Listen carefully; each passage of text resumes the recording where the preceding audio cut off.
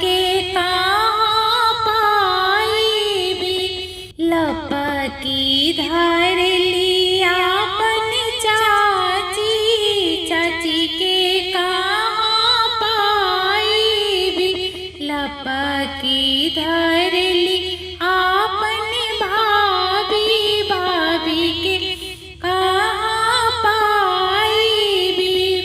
आवत भेंट हुई अम्मा से, गैला पर पापा जी से हो।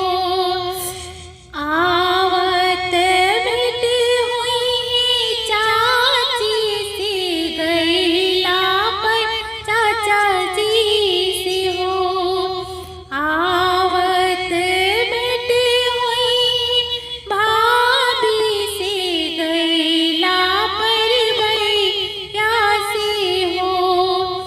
दीदी लोग से भेंट नाही होई है, बहिन कहाँ पाई भी हो। सखी लोग से